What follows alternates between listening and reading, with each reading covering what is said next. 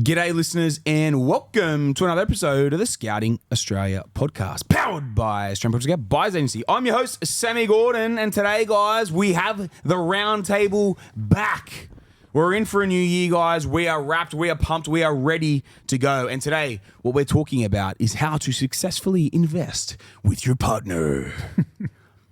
Today's episode and guests, we have Bailey Holmes. Welcome myself. Dude, that's so good. I don't know where I'm going. Yeah, thanks for having me. Yeah, stoked to be here. Absolute pleasure to have you here, mate. Absolute pleasure. We're going to punch this, man. This one is going to be punchy, guys. Punchy. Miss Morgan Holmes, welcome. Hello, thank you very much. Oh, wow. Okay, this is on. Brendan Geoghegan, welcome. Here and ready, guys. Thank you.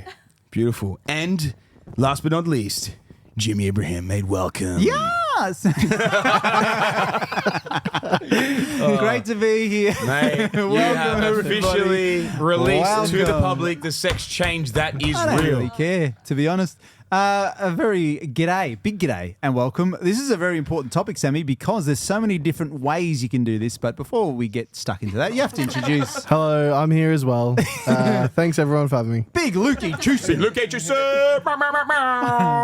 Guys, I'm punchy. I'm ready to go today. The Ziz is all about us. I'm hungry. I'm ready for lunch. Guys, we're going to punch through this thing and give you guys some content very, very quickly. What I wanted to do, guys, how to successfully invest with your partner. We have people from all walks of life, in all sorts of relationships, and at all points in their investing careers. And what I thought would be really cool was effectively bringing a round table together of people who are from all those different walks of life. So hopefully there's someone on this table that strikes a very similar chord with you and with where you might be at, whether you're a man or a woman, whether you're in a relationship or whether you're single, or maybe whether you might be in a relationship, but you're in a position to invest and maybe your partner is, or maybe your partner is and you're not. And it's really painting the picture of all different walks of life and how you can go about this thing and, in essence, successfully invest with your partner, whether it is actually investing with them or having them on the journey, whatever it is, guys. So what I want to kind of jump through, Jimmy, man, is run through all the different facets, of the way that people are investing in their own journeys. The first question, the first statement I want to make to everyone listening here is there's no wrong way to do this, and every situation is different. So when you're listening to this, what can you take out of it is there's going to be an action plan for you. Yeah. Don't think there's an excuse out of this, because of I can't, because of this. That's just an excuse. There is always an option and there's always a way. We've got so many different panelists here that have a different situation, and we are going to get into yours. Obviously, Lukey and Brendan, married, couple of kids, more so the traditional way of investing, right? So your traditional, Luke, you've been together with Tahlia since you were like 3. Close enough. Yeah, grade 1. So holy shit, has it really? Nah, we met in primary school. Okay. Yeah. They met in primary school. And so obviously it was a very logical thing for you guys to, if you're all right, we'll start with, because it's a traditional way of investing. You guys got together pretty much straight out of high school? And so you've built your life together. You're almost, you've built your future together. You started a family. So it just seemed like a logical thing for you to do it together. Correct? Yeah, that's it. And, when we first talked about investing, it probably wasn't on the cards, It's something that not everyone can start straight away. Like, you might have the idea and you start, going through life and, you have kids and bills and all that sort of stuff. Sometimes it takes a bit of time for someone to actually get ready to invest and actually get out there and buy their first property. But I went into sort of three main steps, and something that we do because it's very important that you're on the same page. And not everyone's on the same page. Some people want to invest and some people don't, and we'll get into that in a second. But for us, one of the biggest things is trust. Like, Tahlia trusts me 100% with what we do. Obviously, we do this professionally. I have a very good support network around me in terms of what we have access to and what we do. So that trust element is huge. And the communication is my second point on that. You need to communicate what you're doing, because you can trust someone all you like, but if you're going through it blind and you don't know what's going on a day-to-day basis, it'd be very hard to keep that up for a long period of time. So I put down, keep everyone updated in the loop. So if you're buying properties or you're getting ready to buy properties or you're getting pre-approvals, you don't just slap a pre-approval document down in front of them and go, hey, sign this. it's a case of, keeping everyone in the loop, communicate, everyone knows what's happening before, during, and after.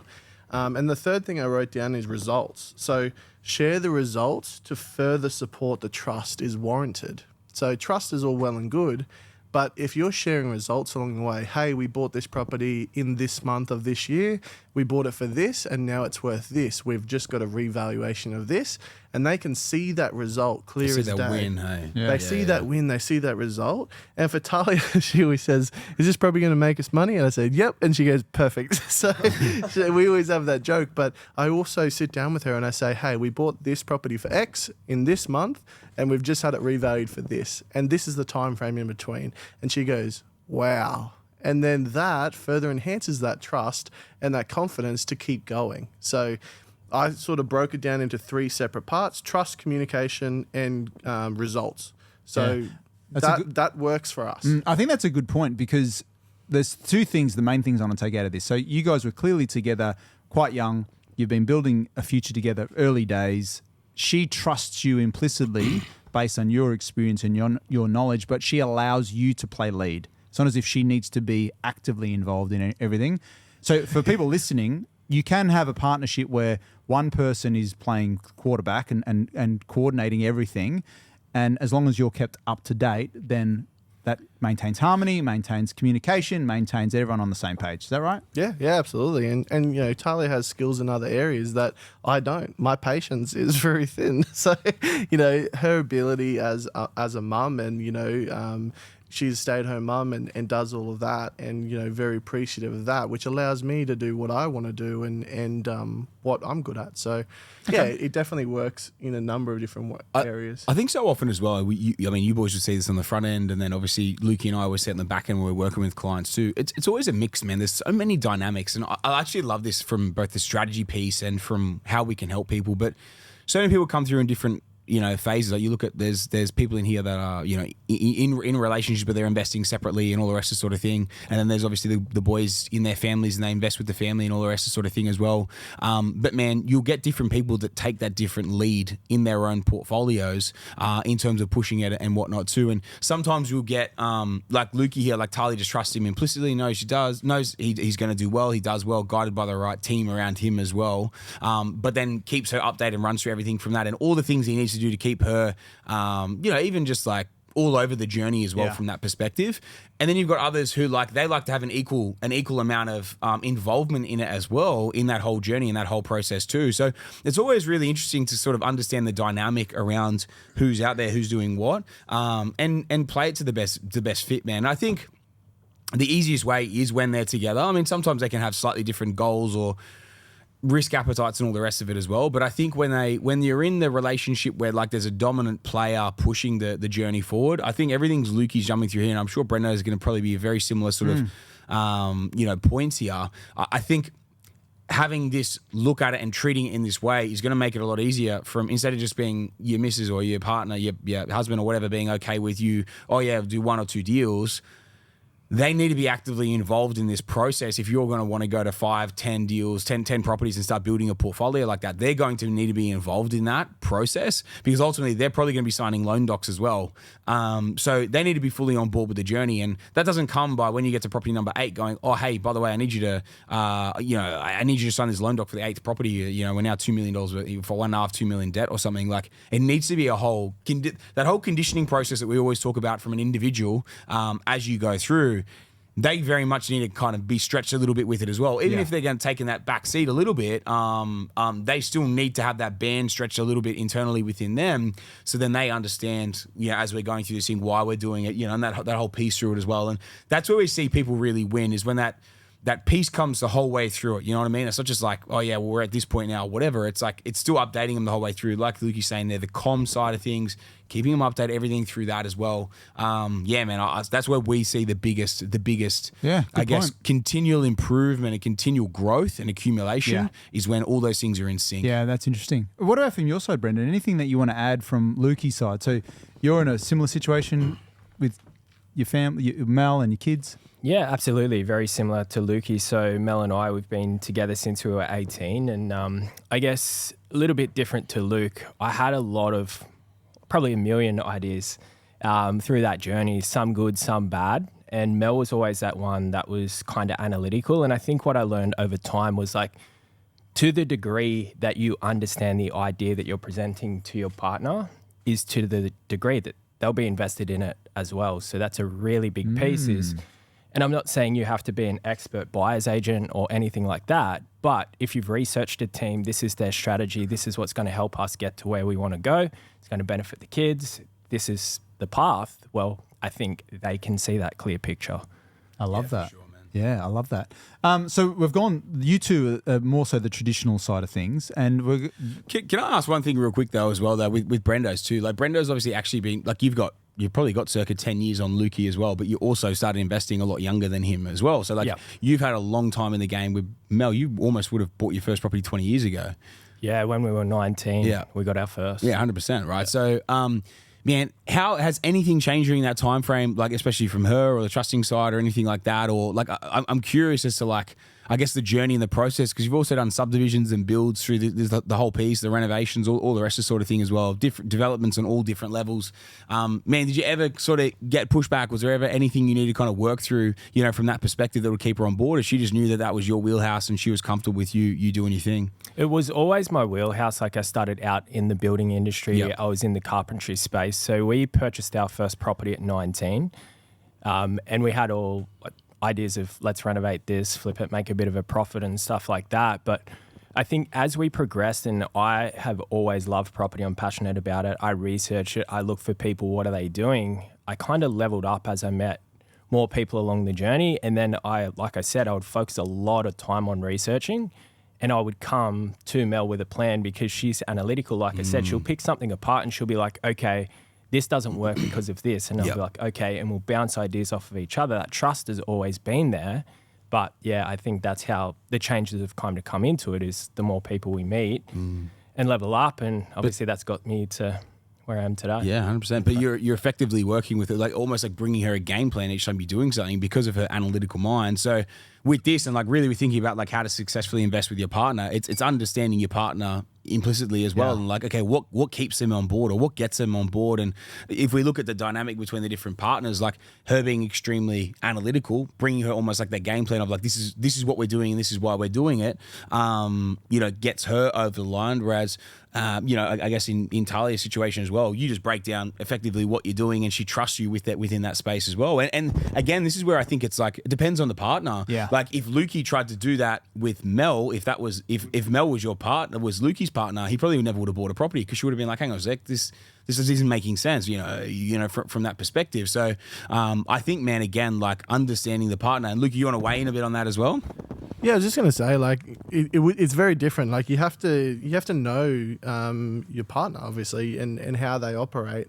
Tahlia likes the one that looks nice, and she goes, and I show a photo, and she goes, "Oh, that one looks really nice." I said, "That's our worst performer." and then I show her the one that looks awful, and she goes, "That's awful. I'd never live there." I said, "Good, you never will, but that's the best performer."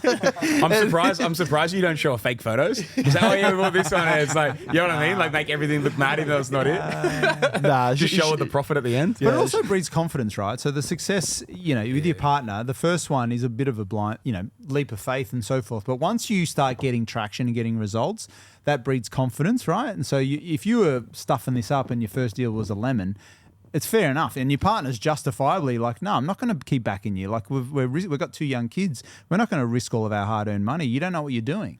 And that's why I added results at the end there. Like trust gets you into the process. Communication gets you through the process at the start, during, and beyond. But if you do that once or twice and there's no results to show from it, that's pretty confident a way of saying that'll be your last two. So the results is very key, and being able to map that out and show a real result and a real timeline to that result, I've found is key. Yeah, absolutely. I love that, man. Yeah, that's a really good point. I was just going to throw over to Bales just before we get into a bit more complex, different situations. But Bales, young guy, 25, you've been with your partner for how long now? Probably about 18 months, nearly 2 years now. Did you buy your first property before you met Ella, or It was settling just as I was sort of meeting Ella. Okay. Yeah, so right at the start of meeting her. and how quickly did you get the prenup signed? Straight away. First minute. No, first date. That was the first date. Yeah. They called, You did it, Chris. went to court. You did it, Chris. Yeah. Oh, George.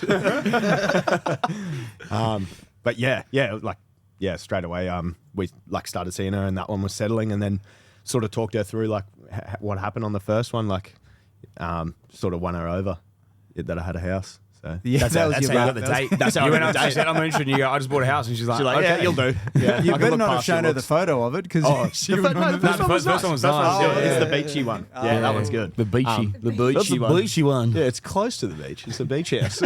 So for you, Bales, young guy, right? Just recently got into a relationship.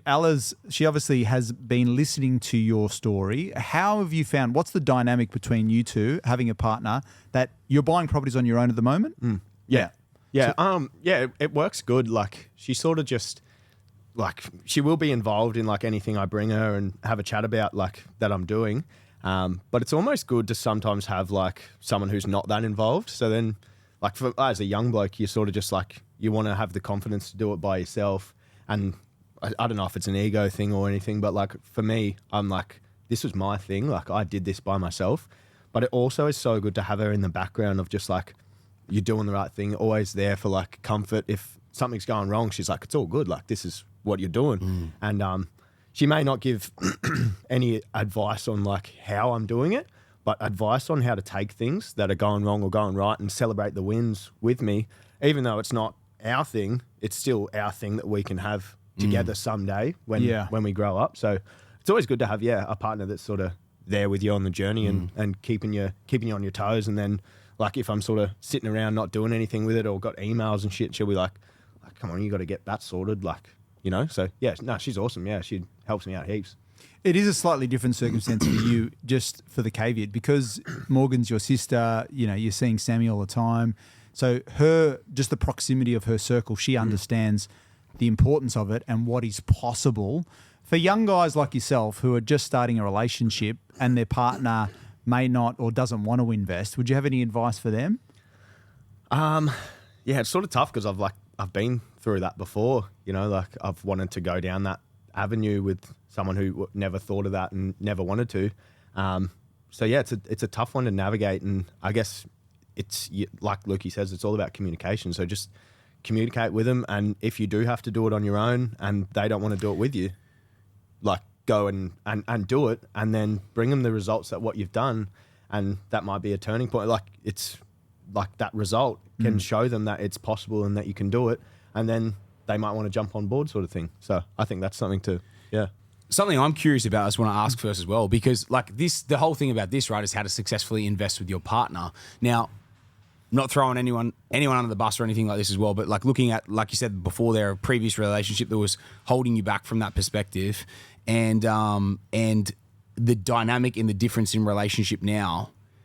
How different is it having someone that's like obviously backing you from one side on one end and trusting you from that end, and then the other side that was holding you back? Like obviously me saying it right then, it obviously makes a lot of sense. But even like from a dynamic of in your head as a 23, 24-year-old, when you bought when you went through that previous one, and then you're going through the process of buying your first one, and then going through your 25 now, like that difference of relationship, because this is how to successfully invest with your partner, right? Like you've gone from something that like wasn't helping your situation, and then it's kind of been backflipped of someone that is helping your situation. And like you're saying there, when things pop up, you know, helping you kind of battle that side of things as well, man. You know what I mean? As opposed to being someone against it, being someone for, or like solutions focused as well.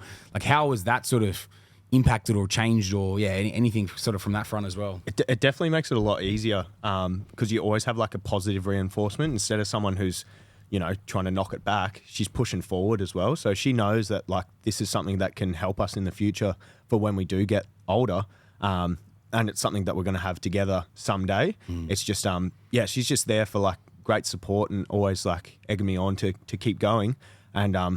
And it transfers for like everything in life as well. When you got a good partner, like your whole life starts going better, like work, your relationship, like the things you're doing to succeed in the future, like everything. So I think, having a positive partner is always going to affect you really well. I actually find this is a really intriguing piece. So many clients that are, you know, in relative terms, we attract most of the time, or a huge portion of our clients are males in their 20s and 30s. And a lot of them may be going through the similar situation. Now, Ella's obviously a few years younger than you, right? And so she's still at uni doing a master's and all the rest of it, isn't able to be along this journey effectively from an income side of things yet, which will probably come in, obviously, in time. But man, like, I find it's a curious piece because there'd be so many like men at that age as well, where it's like, well, the opportunity of like, especially with the younger partner, it's like, well, do I try and flex now? And there'd be people listening to this potty that aren't ready to buy yet, right? Or maybe they're going through the process, or they're tossing up, should I be selling the ute or whatever to buy it, right? And like, I think having someone on board with it, and that's why like I actually kind of like to unpack this, and I think it's cool because having that person that is behind you from that front, it allows you to make those decisions that are more of like, they're more of like a future decision, you know what I mean? Rather than like the selfish decision now to make yourself look rich, you're doing the things that are actually going to build serious actual wealth. Man, yeah, I don't know if there's anything else you guys want to throw in on it, but it was just kind of like, as you were talking about, it's kind of made me realize that like you sit in that bulk of clients that we have, which realistically is a 20 to 40 year old males. We have a huge amount of obviously females as well, and we have a huge amount of both genders outside of those age brackets as well. But that is the bulk of what we attract, right, as a business. So, yeah, man, I think it's cool, like reflecting on it from that end of looking what you were like. And obviously you were also younger and you know, to be blunt, like more immature at that age. This is going back 2+ years ago in a previous relationship to what you're in now as well. But it just shows the power of like having someone that has got your back with it and has the right frame of mind around it as well, you know, that helps you and has allowed you to sort of keep pushing with it. Because ultimately, like what you do now in your 20s, like I've said this to you before, by the time you're 30, you should have the portfolio built out that'll be 250K per annum net passive if you were to consolidate, fully let it mature and everything by the time you're 30. Not many people have that sort of. Most people get to 30 and they haven't got anything. You know what I mean? They've blown nice cars, 100%. Travel. They've done all this sort of stuff, but they've blown all their cash in their 20s. You're going to be in a very different position to that by the time you hit you hit 30 as well. Yeah. So something's going to give, right? So clearly that obviously didn't work out for you. I'll say actually one thing too is like, so look, Ella was at the summit. How much did the summit in April? How much bearing did that give on her with like, you know, even eye-opening from what you're trying to do from that perspective as well? Because something we talk about so much is getting your partner on board and like educating them, getting them listening to the potty, you know, relevant to that sort of stuff as well. Did the summit change anything? Yeah, well, that was something I wanted to add as well, like having her around like everyone at this table as well and myself, and then coming to the summit. She almost like gets keen to do it when she's ready as well. So it gets her on board, like not even by me, but like being around the circle that I have now. She sees everyone else doing it and listens to it. And then, it gets her keen for when she's going to be ready. She's only 21, like. If she's even thinking about doing it now as a girl, like that's pretty impressive, like that she has that sort of goal.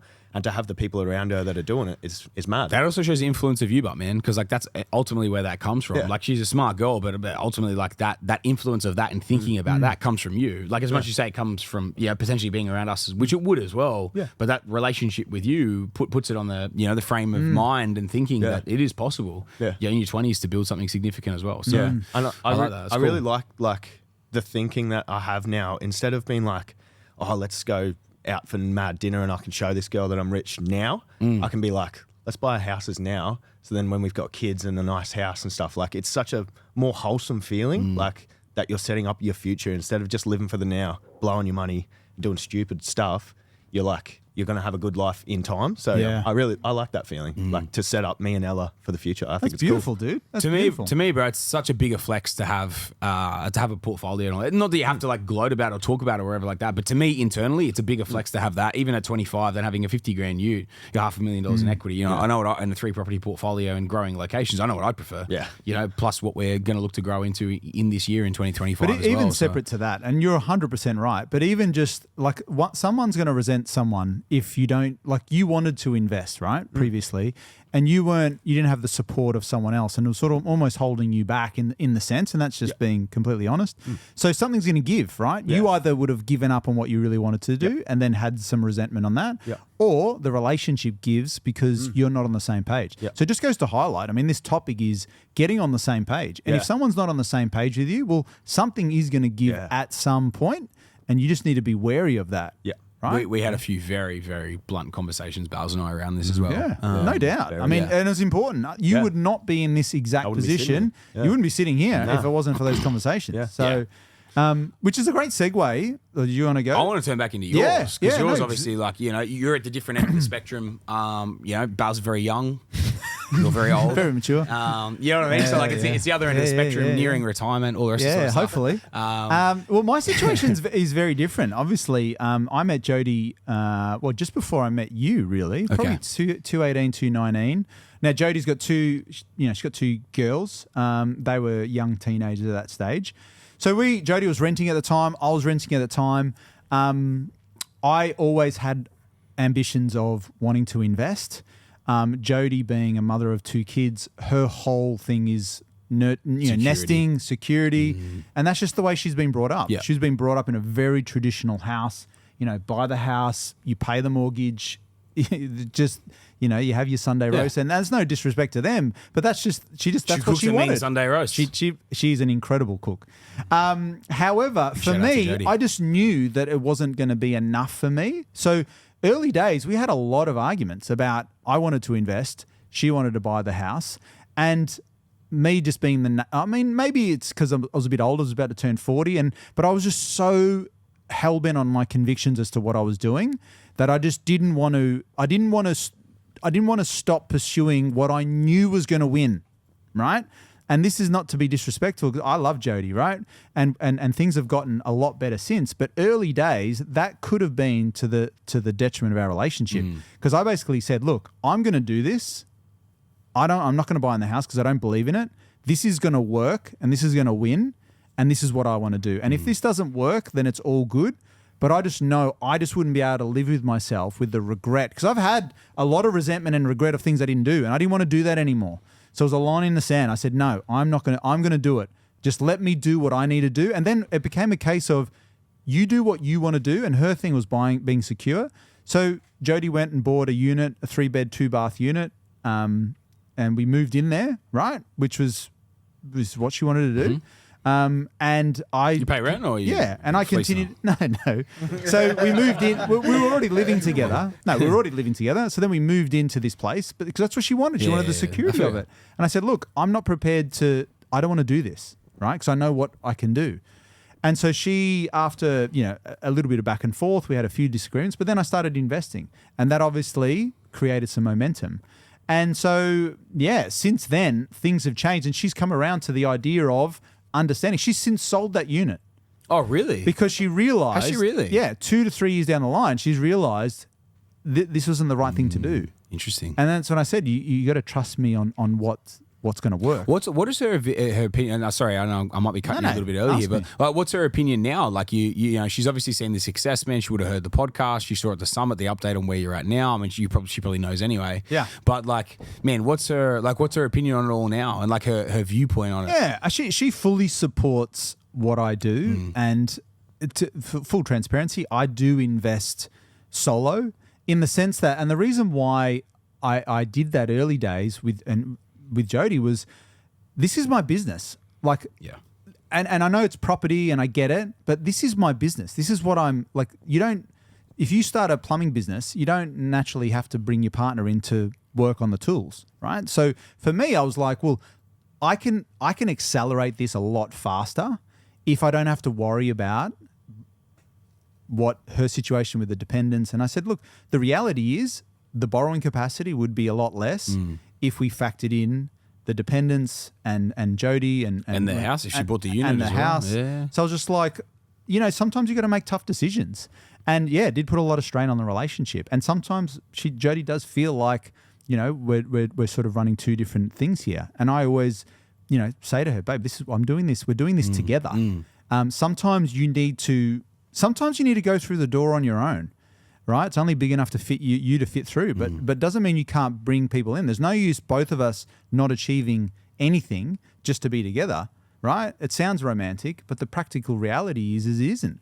And now, if I fast forward, Jodie has the luxury, and she's earned the right, but she does contracting work with work. So if she wants to take 1 month, 2 months off, and we like to spend a month in Europe every year, you wouldn't be able to do that if you were working full time with local government. So there's pros and cons to everything. Right? And then it comes down to trust, comes down to your own personal situation. There's a lot of different factors, right?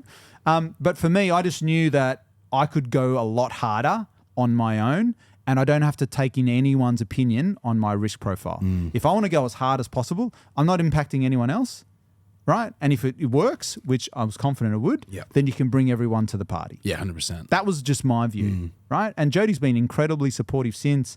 She's more than willing to, she's been great. And she's been a massive support to me. And I wouldn't be able to do what I do if she wasn't doing what she does, like every partner, right? So I don't know if that answers that question. Yeah, man. No, it's good. It's good. Yeah, I mean, I think this is the thing, right? Like the dynamic at the start was potentially like a little bit strained from that perspective. Yeah. But ultimately, you had to make a decision that was correct for you, and then it's paid dividends in the long term. Man, even like you said, from a business perspective of, the lower borrowing capacity needing to be brought into account, you know what I mean? All that sort of thing that would have held us back a little bit as well, as opposed to how hard we did go, especially in those first couple of years. And this might be harsh, right? And this might be harsh. Yeah. But I've always been, and you guys know, I always talk about your circle of influence and listening to people who have done what you're trying to do.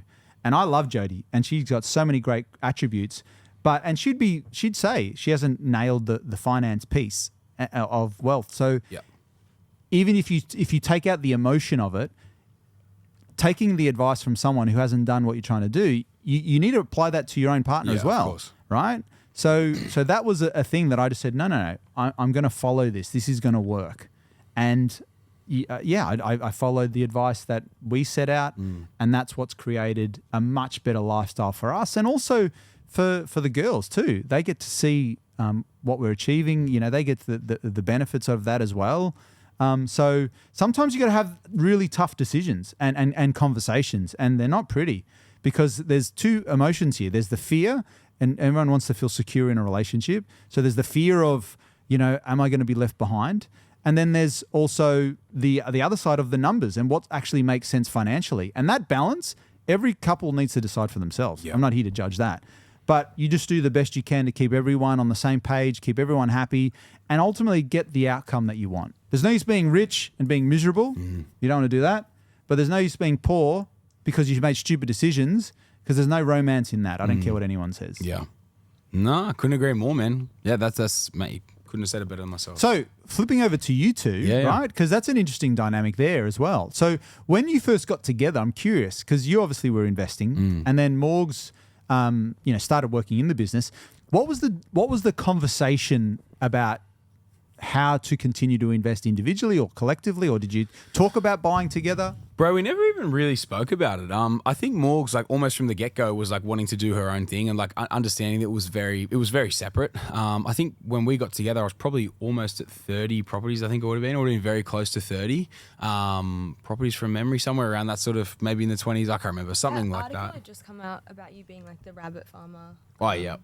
I think it was 18 properties. 18, 19, 20, something like that. Yeah, when we first got together, right?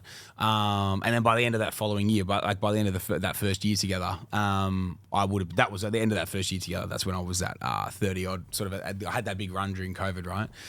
And man, I think just like with what I'd already sort of brought to the table, effectively what I'd already done as well and what I'd built. For me, man, like, If people dial all the way back to like the lowest they've ever made in their lives, and then do that for say 3 or 4 or 5 years or something like that, and then I've all of a sudden turned that into like $2-3 million worth of equity, and this is going back. Back then it would have been even more, maybe like $3-4 million worth of equity, something like that at the time. Man, I feel like.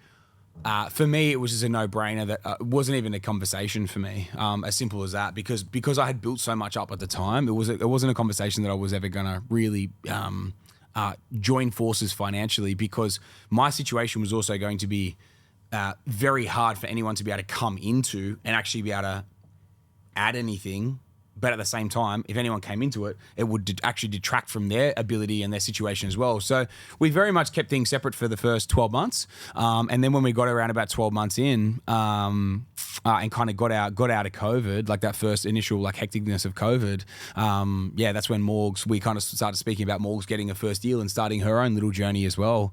And, fast forward to mid-2022, when I think it was about an 18-month run. Oh, no, it would have been mid-23, I think it was, when it was around about a 24-month run or something like that, when Morgs had, she'd gotten herself to the 5-property portfolio then. So I think she was doing about 2-3 deals a year, building it up. And Morgs said to me from the very start, she's like, I don't want any handouts. Like I'd had the very direct chat with her around, the fact that I was going to keep my finances separate because of how long and hard I'd worked to build what I had from a very low income.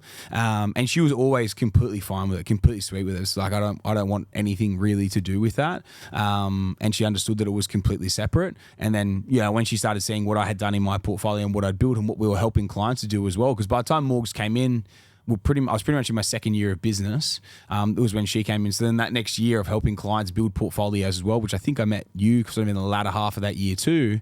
That's when she really wanted to sort of get in on it and start her own thing too. So yeah, man, but she was adamant when she started, like she didn't want any handouts from me. She never ever like wanted there to ever be a trail that ever could have been found that I had, ever given her money or anything. It was all, she wanted to do all of it on her own, her absolute own, and build it off her own back so that no one could ever say that, I had given her something. Yeah, so, run us through that, Morgs. Yeah, So that was really cool. I think having that.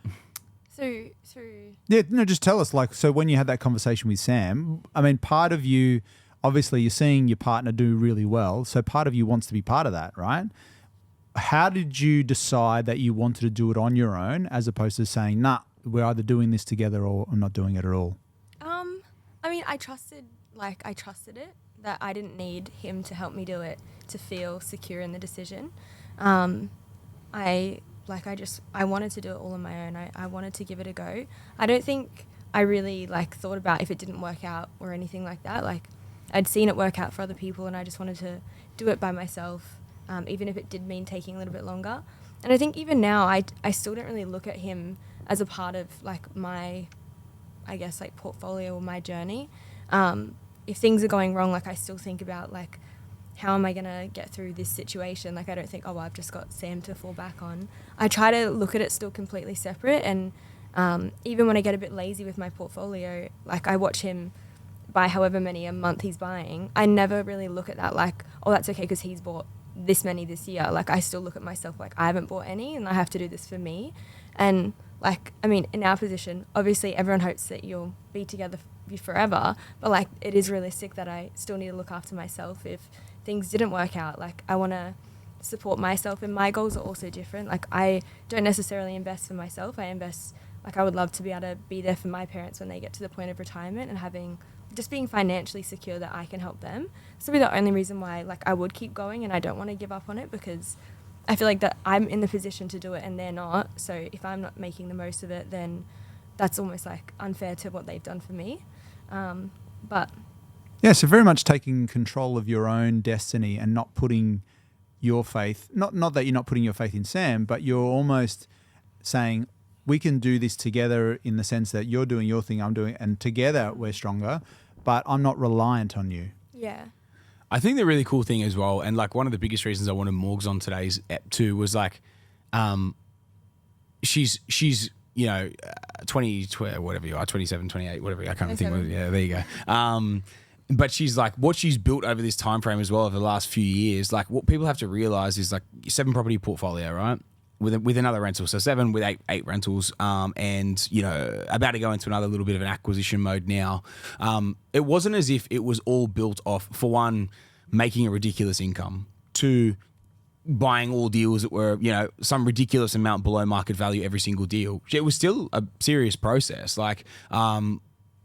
Bought deals, stripped equity, still went through the exact same process that all our clients do as well, and very similar sort of time frames and timelines as well. Timing wise was obviously good. Worked with the correct broker that allowed us to keep moving forward, keep pushing, all the rest of the sort of thing, stripping equity, buying properties. She did it the same as everyone else did it. And what I really wanted to get Morgs on the potty for was that power of, if there's a woman out there or a young girl listening to this as well, and they're I'm in the position to do it, but my partner's not keen, or I'm single, or whatever it is, whatever that scenario is. I feel like Morgs' story is very inspirational from that perspective. We look at Ella Woolcott as well and what she went and did by herself and built in that time frame. Morgs' story is obviously as impressive, with what she's gone out there and done as well. And I just feel Ella did hers single. Oh, sorry. Ella's in a relationship as well. You know what I mean? But she invests solo. She doesn't invest with a partner. Very much that Morgs is in a relationship too. And Ella's partner doesn't invest. So Ella is the investor in that relationship. The same way that and then complete opposite to Morgs being with someone that invests heavily, but then she still builds her own portfolio internally. So I think it doesn't matter Yeah, for a young girls at any age, whatever they've done, maybe they've come out of a relationship long term or something. They're like, oh, what do I do? Like it's still so possible and so feasible, regardless of gender, age, incomes, anything. Yeah. And I feel like these guys are such a strong role model for women as well. And the crazy thing is, like, how many girls are we seeing come through? You know, all of us see it. They come through and they're building this phase, and they're taking that financial future into their own hands, and they're doing what Morg said of, like, I don't want to be relying on Sam, because what if something doesn't work out, or whether it does work out or not, like, I want to have built this on my own. And it's amazing to see this huge portion of women coming through doing the same thing and realizing the potential of it and what they've got available. And so often they're actually the breadwinners, making more than the men as well. And sometimes the men are pissing the shit, you know, their cash up the wall. Gambling or yeah, whatever. man. Yeah, and it's like, 100%. okay, well, if you're in your 20s or if you're in your 30s in this relationship and, like, the partner's pissing it away and you've got the ability to build something significant and you've got your head screwed on your shoulders, why not do it yourself? You know what I Yeah. mean? And do it in your own name or whatever, and builds this for yourself. So in case anything didn't happen, or maybe they do get their head screwed on further down the track, or maybe you piss them off in a couple of years, whatever it is. No, I'm serious, bro. It's so true. But, like, in a couple of years, are you going to look back and go, fuck, I should have done it a couple of years ago? Or are you going to go, I'm so glad I did it now? Because if you're in that position, there's nothing that stops you. And that's what's really cool and really empowering to see. You know, girls like Morgs do it, Ella do it, and so many other girls we have coming through do it as well. It's such an awesome thing seeing this, you know, kind of change in that dynamic, even for us as a business, seeing that come through. Yeah, we have clients at the moment, a young couple that I'm working with. He invested and he's just done his second property. He's got a new relationship. They've been together 6 months, and he got her onto the podcast. Yeah. But they're not in that point in their relationship where they want to merge finances. But he's basically said, well, why don't you consider doing this yourself? You've got a good income, good deposit. And she just never thought of it. So now, like, we've strategized together and separately.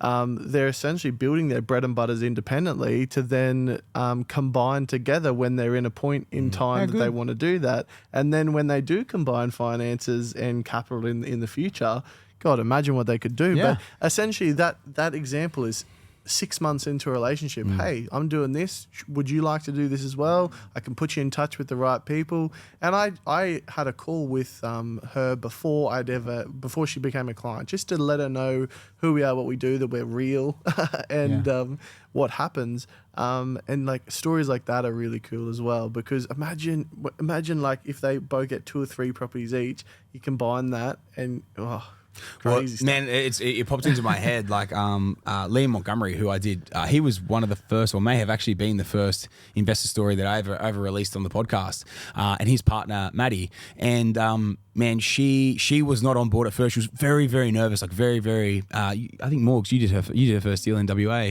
She was so nervous, man, so Just scared fear, to do it. right? Yeah, just pure fear. Even though Liam had done it, Liam had great results, all the rest of it, and then Maddie came through and she was so nervous, and Liam was already like 3 props in, and that was probably 18 months ago, maybe a bit longer. maybe 24 months ago.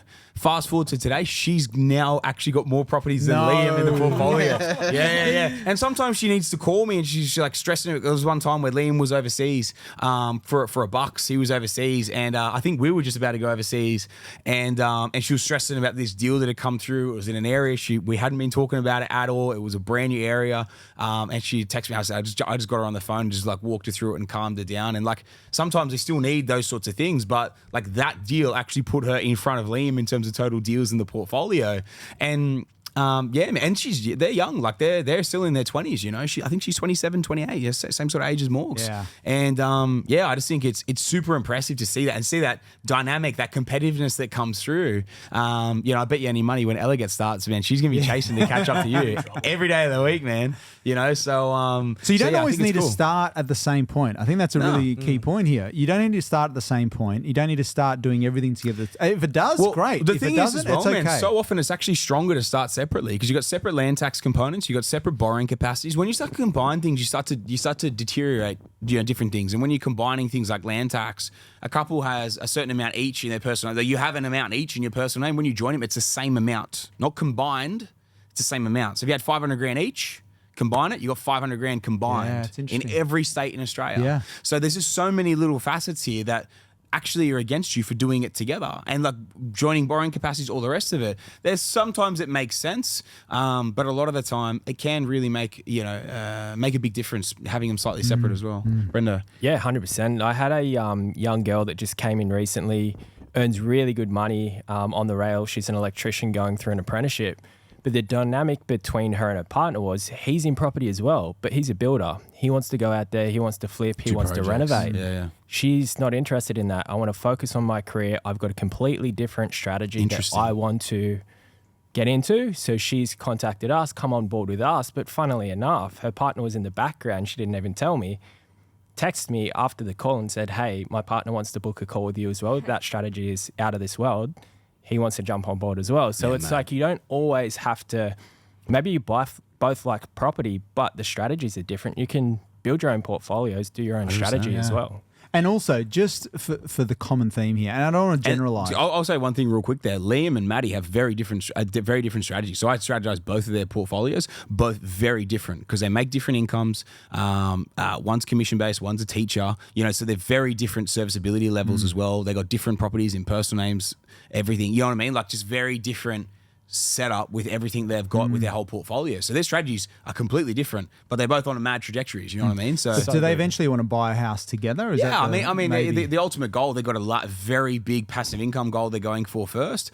They loved the rent vesting segment that I did in the summer. It broke a lot of things. It broke a lot of barriers in Maddie's mind that got her over needing to buy the primary residence first. And then we're going to bring that in as a game plan on the back end for how we're going to acquire that too. But yeah, man. Goals obviously in the long term to join them up together. But yeah, there's nothing wrong with sort of having that different, separate sort of built, it's a separate journey to begin, as you're building it out as well. I don't want to generalize here, but it is a common theme, and for a lot of people, the female partner, or there's one partner who wants the nesting and wants the house, and that's okay. And there's, generally speaking, there's a lot of the other partner wants to go hard and wants the income. So that conversation, a lot of people are going to find that's generally the biggest sticky point. So the biggest thing I'll throw in here, and this is probably my biggest point for this whole podcast, it's all about getting your partner on board. Yeah. They don't need to be as gung-ho or as hyped up and all the rest of it. Yeah. But if I look at the example of Liam and Maddie before, it's just an exact example of you get them on board, and they don't have to come in and do it. But you look at that example of get them on board. Maddie bought her first one like 12, 18 months after Liam bought his first one, but they can still have like a really good compounded effect from that perspective as well. But get them on board with the journey. And sometimes like the biggest piece of that typically comes through like an education piece. You know what I mean? So like if you're doing school, probably get them to sit in and watch some specific videos with you. Or if you're listening to the podcast, do it with them as well. I look at a client, some clients of ours from down south, Sally and Jai, and like Jai just wanted to buy locally with where they were because that's where he knew, and he was a plumber from memory down there. But Sally wanted to do what I did, and so what she'd do is she'd put the podcast on when she'd pick him up, and specific podcasts relating to like very similar stories to him, or like different things about equity or about all these different things. And so when she'd pick him up, she'd be like, oh, is it okay? Can I just finish this episode or whatever? 10 minutes. Yeah, whatever. And then it'd play and he'd be like, oh, that's interesting. Oh, no way, Bales. You know what I mean? Like this is obviously well before Bales, but like these different episodes that just like then starts to trigger, and then he's like starts getting interested in that. Yeah. And then you book in a call, and then bang, they're 12 months in, 3-4 properties in the portfolio. You know what I mean? Awesome. And building from there as well. So like sometimes, all right, it's a little bit sneaky, a little bit tricksy to do stuff like that. But at the end of the day, man, like, in the long-term benefit, these guys are married, you know what I mean? Like they got their own house. It's like, if that's how you get your partner on board to invest in a way that, like, I've known Sal for, I don't know, 7 years or something like that. She's seen a big trajectory change in terms of what I've done, and she's intelligent enough to go, okay, this guy obviously does something right. Let's do the same thing as what he's doing so we can get similar results. And then, now they're on a very similar journey and trajectory to a lot of our clients to build serious wealth. So I think getting them on board, helping them, educate them around what you're trying to do, not just butting heads and just having loggerheads around it, educate them around it. Find a podcast you think would be relatable to them, whether it's a young girl or an old girl, or a younger bloke, or couples, families, whatever it is. Go listen to the investor stories. There's so many of them. Just go, would you mind just sit this one podcast with me? Or like, let's watch, Equity Explained or something like that. These different little things together, because maybe you've got $1 million equity sitting in the primary residence. Go watch Equity Explained. watch that episode together, and then watch bread and butter deals or something after that. So then you can go, okay, well, look, if we did this with the equity, and then we went and did this with the bread and butters, you know what I mean? And like, start to formulate little things. I don't need to start at the fucking start and watch the whole thing. Yeah. Pick out a few things that you think might actually resonate well with them and actually hammer home with them that would, exactly that, resonate within them and make a lot of sense. Help them on the journey. It's the same as Brendo and Lukey understanding how they have to deliver it to their partners. So then they're on board and they're understanding with it. It's the same thing of like, you should understand your partner and what will probably click and resonate with them. Pick something relevant to that. And also, Sammy, how to achieve both what both people want, right? Both of their goals. So even as I said to Jodie, if you, like the primary place for residence, if you allow me to just do this over the next few years, I guarantee you we will be able to buy the primary place for residence that we want. And she's like, okay, I trust you to do that. Because if we didn't do that and 4 years ago we bought something, I wouldn't be here and we'd be slaving away with those golden handcuffs trying to afford to pay a mortgage to live in an area that we wouldn't have been able to do the lifestyle of what we're doing now. No. And as the journey goes, she's starting to realize, okay, well, we're actually renting in a really nice place. We've got the flexibility. We might upgrade because we're doing well. We might actually live in a nicer place, continue to accumulate. We might not ever even buy the primary place of residence. What she thought she wanted might not actually be what she wants in the end. So things can change. Yeah. And even with SMSF, she's like, she's already starting to have a conversation to get a couple of pre-approvals. Beautiful. So now she starts to realize what's happening. So even though you're not there at the start, you can come around in the end if you are both on the same page. And that's why I think it's all about, over time getting on board. Listen to this little thing here and there, like the way Sal did with like a little potty here and there in the car. You know what I mean? Like slowly sort of break that thing down and help educate them. And again, if you're on this journey, man, and like you've been with your partner for a while, or even like the young fella getting the partner in after 6 months sort of thing, it's sharing the journey along it as well, because it's cool to share the wins. And you're not going to be able to do it with that many people, especially when you first start growing. It's hard to do it a lot of the time with your initial circle. Your partner's the biggest thing you need to bounce things off. Like I look at, the relationship I have with Morgs and like very similar, like we bounce a lot of different things off, but there's a lot of things I'll run through with Morgs in regards to the portfolio or different ideas I'm thinking and all the rest of it. Like you have to have a partner on board with what you're doing, because ultimately you're going to get to a point, there's going to be a sticking point where if you don't try and bring them along for the journey at some point, you're going to get 5 years in and you've grown to this different person and they haven't come along with you. You're going to be very, very different people if you don't bring them in a way along that. And unfortunately, it's not going to be for the best, because if you've built something and created significant wealth, you also might have changed a little bit in your psyche as a person because you've gone through some shit to get there as well. They need to be along that with you so they can grow with you, learn with it, understand it, and then also appreciate the wins, because ultimately, man, that's what we do it all for. But yeah, it's got to be that. There's got to be that give and take, that law and exchange that you always talk about, man. I think we've nailed it. I think so too. I'm happy with that. Yeah. I'm happy with that. Does anyone else want to throw anything in? No. Morgs, all happy? Good to go?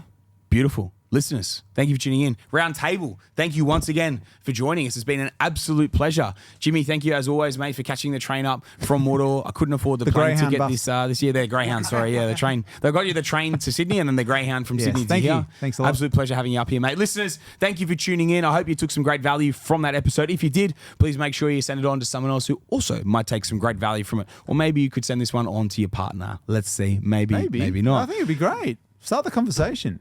If you haven't left a 5-star review yet and you're loving the potty, please make sure you jump on there. Leave us a 5-star review. We massively appreciate it. If you haven't hit the follow or subscribe button on your favorite listening platform yet, please make sure you do it. It helps us show that you're loving what we're doing on the podcast day in, day out. So guys, that's a wrap for today's potty. Until next week, we'll see you on another Scouting Australia podcast.